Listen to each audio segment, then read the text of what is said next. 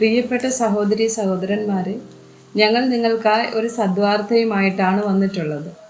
2025 ജനുവരി 1 മുതൽ 365 തലക്കെട്ടുകൾ ഉൾപ്പെടുത്തിക്കൊണ്ടുള്ള വർഷം മുഴുവൻ പ്രാർത്ഥിച്ച് ധ്യാനിക്കാനുള്ള വചനങ്ങൾ ഞങ്ങൾ പങ്കുവയ്ക്കുന്നു.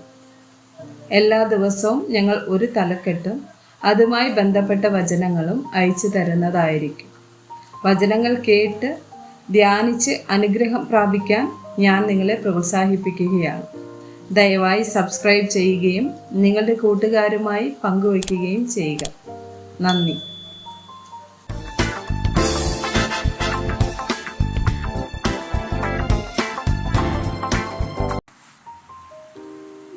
ദിവസം 226. പണം അല്ലെങ്കിൽ ദ്രവ്യം. ആവർത്തനം 8, വചനം 18. നിന്റെ ദൈവമായ യഹോവയെ നീ ഓർക്കണം. നിന്റെ പിതാക്കന്മാരോട് സത്യം ചെയ്ത തൻ്റെ നിയമം ഇന്നുള്ളതുപോലെ ഉറപ്പിക്കേണ്ടതിന് അവനല്ലോ നിനക്ക് സമ്പത്തുണ്ടാക്കുവാൻ ശക്തി തരുന്നത്. സദൃശവാക്യങ്ങൾ 3, 9, 10 വചനങ്ങൾ. യഹോവയെ നിന്റെ ധനം കൊണ്ടും എല്ലാ വിളവിൻ്റെയും ആദ്യ ഫലം കൊണ്ടും ബഹുമാനിക്കാം. അങ്ങനെ നിന്റെ കളപ്പുരകൾ സമൃദ്ധിയായി നിറയും, നിന്റെ ചക്കുകളിൽ വീഞ്ഞ് കവിഞ്ഞൊഴുകും. സദൃശവാക്യങ്ങൾ 11, വചനം 4. ക്രോധ ദിവസത്തിൽ സമ്പത്ത് ഉപകരിക്കുന്നില്ല, നീതിയോ മരണത്തിൽ നിന്ന് വിടുവിക്കുന്നു. സദൃശവാക്യങ്ങൾ 11, വചനം 28. തൻ്റെ സമ്പത്തിൽ ആശ്രയിക്കുന്നവൻ വീഴും, നീതിമാന്മാരോ പച്ചയില പോലെ തഴയ്ക്കും. സദൃശവാക്യങ്ങൾ 13, വചനം 11. അന്യായമായി സമ്പാദിച്ച ധനം കുറഞ്ഞു കുറഞ്ഞു പോകും, അധ്വാനിച്ച് സമ്പാദിക്കുന്നവനോ വർദ്ധിച്ച് വർദ്ധിച്ച് വരും. സഭാപ്രസംഗി 5, വചനം 10.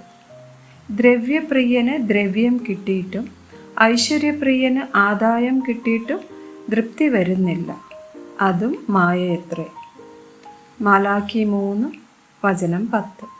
എൻ്റെ ആലയത്തിൽ ആഹാരം ഉണ്ടാക്കേണ്ടതിന് നിങ്ങൾ ദശാംശം മുഴുവനും ഭണ്ഡാരത്തിലേക്ക് കൊണ്ടുവരുവിൻ. ഞാൻ നിങ്ങൾക്ക് ആകാശത്തിൻ്റെ കിളിവാതിലുകളെ തുറന്ന് സ്ഥലം പോരാതെ വരുവോളം നിങ്ങളുടെ മേൽ അനുഗ്രഹം പകരുകയില്ലയോ എന്നിങ്ങനെ നിങ്ങൾ ഇതിനാൽ എന്നെ പരീക്ഷിപ്പിൻ എന്ന് സൈന്യങ്ങളുടെ യഹോവ അരുളിച്ചെയ്യുന്നു. മത്തായി 6, 19 മുതൽ 21 വരെയുള്ള വചനം. പുഴുവും തുരുമ്പും കെടുക്കുകയും കള്ളന്മാർ തുരന്ന് മോഷ്ടിക്കുകയും ചെയ്യുന്ന ഈ ഭൂമിയിൽ നിങ്ങൾ നിക്ഷേപം സ്വരൂപിക്കരുത്. പുഴുവും തുരുമ്പും കെടുക്കാതെയും കള്ളന്മാർ തുരന്ന് മോഷ്ടിക്കാതെയും ഇരിക്കുന്ന സ്വർഗത്തിൽ നിക്ഷേപം സ്വരൂപിച്ചു കൊള്ളുവിൻ. നിന്റെ നിക്ഷേപം ഉള്ളിടത്ത് നിന്റെ ഹൃദയവും ഇരിക്കും. മത്തായി 6, വചനം 24. 2 യജമാനന്മാരെ സേവിപ്പാൻ ആർക്കും കഴിയുകയില്ല.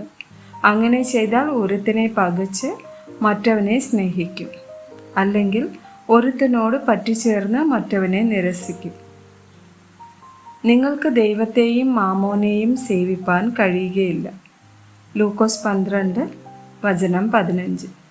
പിന്നെ അവരോട് സകല ദ്രവ്യാഗ്രഹവും സൂക്ഷിച്ച് ഒഴിഞ്ഞുകൊള്ളുവിൻ. ഒരുത്തന് സമൃദ്ധി ഉണ്ടായാലും അവൻ്റെ വസ്തുവകയല്ല അവൻ്റെ ജീവന് ആധാരമായിരിക്കുന്നത് എന്ന് പറഞ്ഞു. അപ്പോസ്തലപ്രവൃത്തികൾ 20, വചനം 35.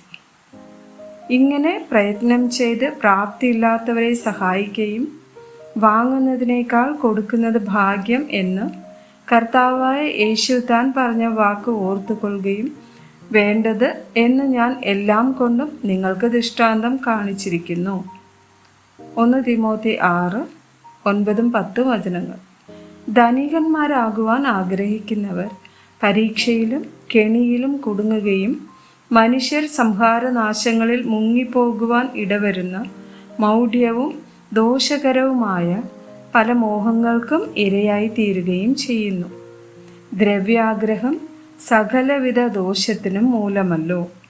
ഇത് ചിലർ കാംക്ഷിച്ചിട്ട് വിശ്വാസം വിട്ടുഴന്ന് ബഹുദുഃഖങ്ങൾക്ക് അധീനരായി തീർന്നിരിക്കുന്നു. എബ്രായർ 13, വചനം 5. നിങ്ങളുടെ നടപ്പ് ദ്രവ്യാഗ്രഹം ഇല്ലാത്തതായിരിക്കട്ടെ. ഉള്ളതുകൊണ്ട് തൃപ്തിപ്പെടുവിൻ. ഞാൻ നിന്നെ ഒരു നാളും കൈവിടുകയില്ല, ഉപേക്ഷിക്കുകയുമില്ല എന്ന് അവൻ തന്നെ അരുളി ചെയ്തിരിക്കുന്നുവല്ലോ. ആമേൻ.